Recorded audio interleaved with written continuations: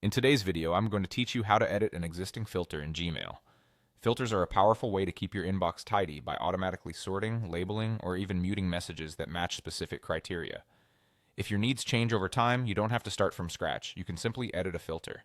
Here's how to do it clearly and safely. First, open your Gmail inbox on a desktop browser. In the top right, click the gear icon to open Settings, then select See All Settings to access the full panel. This view gives you more control than the Quick Settings sidebar, which is why we're using it. Across the top, find and click the tab labeled Filters and Blocked Addresses. This section lists every filter you've created, along with the actions each one performs. Take a moment to scan the list and identify the filter you want to change.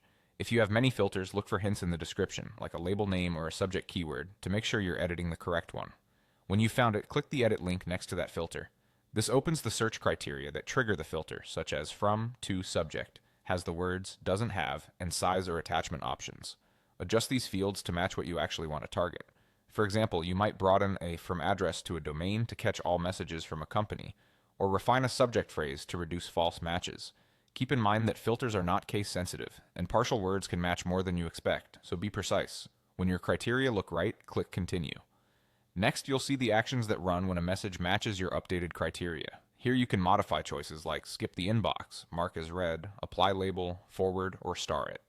Review these carefully. If you use skip the inbox, make sure a clear label is applied so messages aren't hidden. If forwarding is enabled, confirm the destination is still correct and verified. Adjust any actions to fit your workflow. Finally, save your changes by clicking Update Filter. For some options, Gmail may prompt you with OK to confirm. At this point, you can also choose to apply the updated filter to existing conversations that match your new criteria. This is helpful if you've refined a filter and want past messages organized the same way. Confirm your choice, and you're done. That's all it takes to edit a Gmail filter. Review your inbox after a few new messages arrive to ensure everything behaves as expected, and tweak again if needed.